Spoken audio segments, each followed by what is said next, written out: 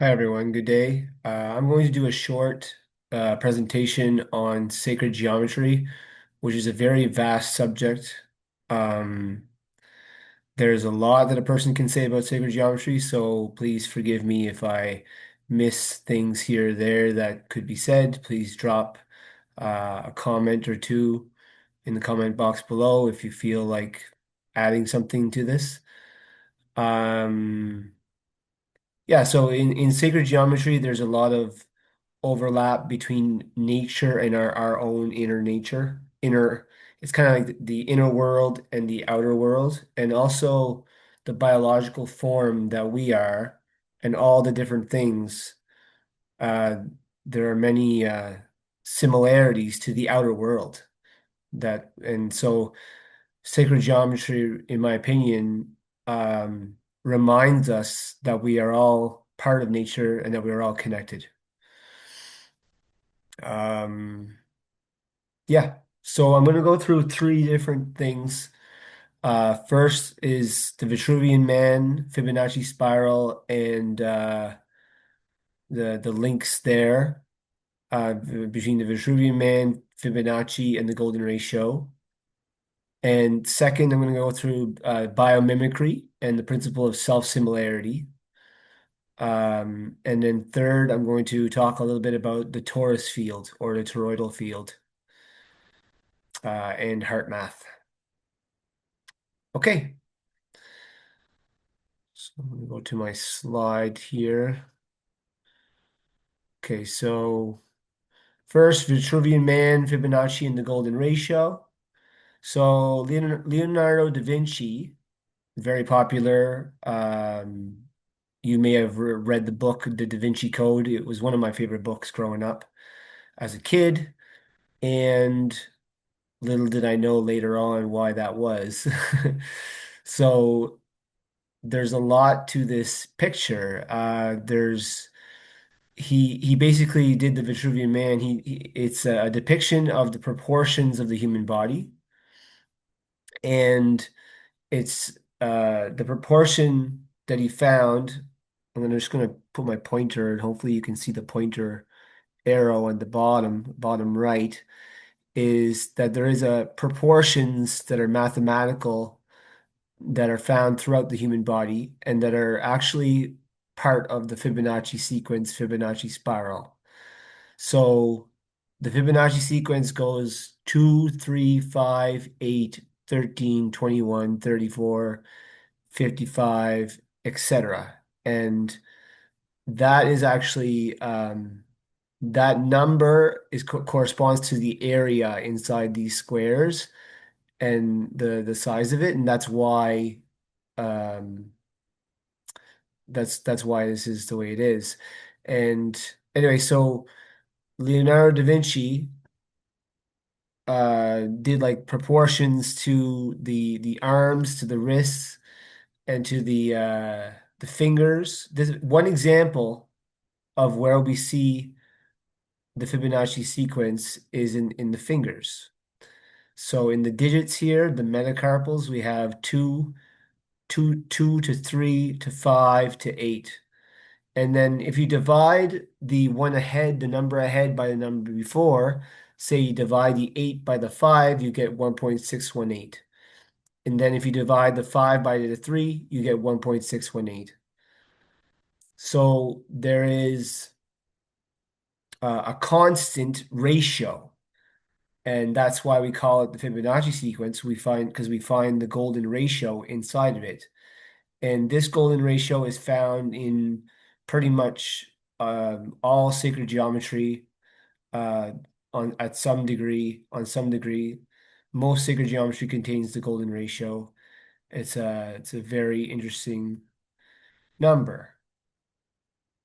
Okay, so that's enough on that. And then here's a picture of the Nautilus shell, which is like a cross section of the shell. And yeah, it has the Fibonacci spiral in it. And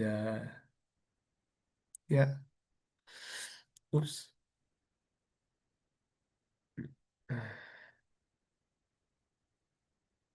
Fair. Okay. So biomimicry. So what is biomimicry?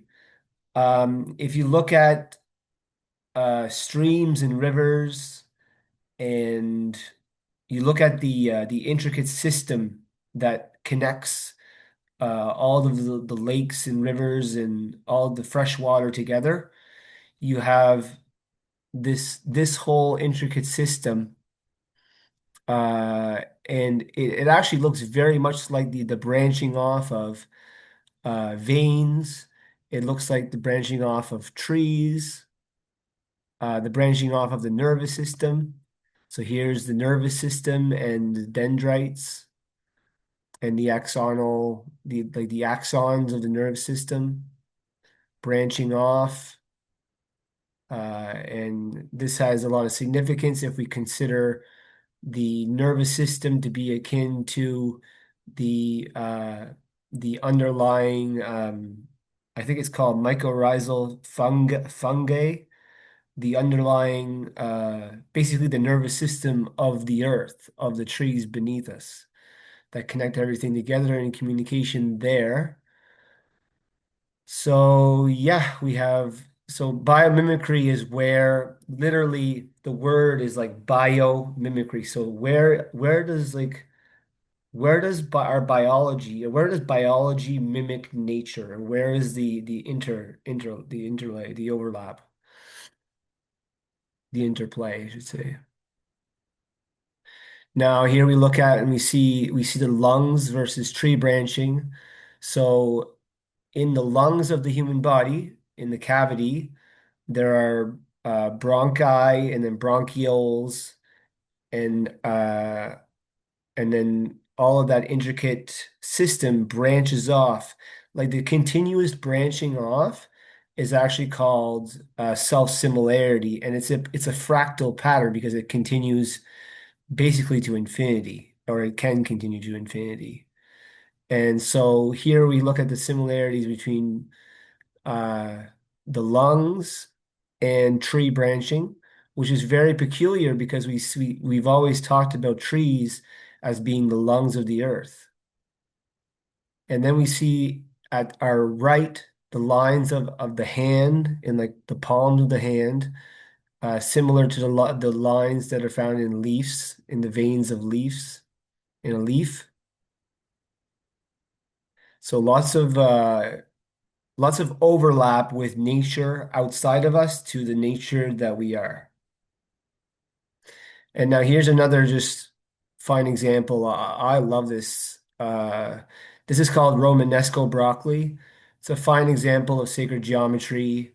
Um, you can find this at your local farmer's market, likely in the late summer. I'm not sure exactly when, but like I found one before and I actually didn't want to eat it. I was like, can I like find a way to preserve this? Because it's the intricacy of its design is amazing. And it does follow a spiral pattern going up, as well as within the small little cones that are there. So there's lots of Fibonacci kind of ratios kind of going on there, and other things as well. Fractality. Okay, so now we have the torus and the Hertz electromagnetic field. But more in general, I just want to talk about what the torus field is. So it's a donut-shaped energy field. Um, Many people talk about the torus field in akin to like say like more popular. There's stuff about uh, scientists of old that have really researched this, and I don't know. I'm not too familiar with that many names. I know, for example, Wilhelm Reich likely looked into torus field mathematics. I think it's Rodin. I don't know. I don't remember what his first name would have been, but there's something called the Rodin coil that is similar to the torus field, or it generates a torus field. And anyways, for lack of better words, the torus field is an energy field that has a donut shaped and kind of vortexes. So it vortexes inward, kind of like into like a black hole, down and then down the bottom and then back up. So here we have a depiction of the heart's torus field. And also so inside there is the heart, and then at the outer there is the bigger torus field of the whole body.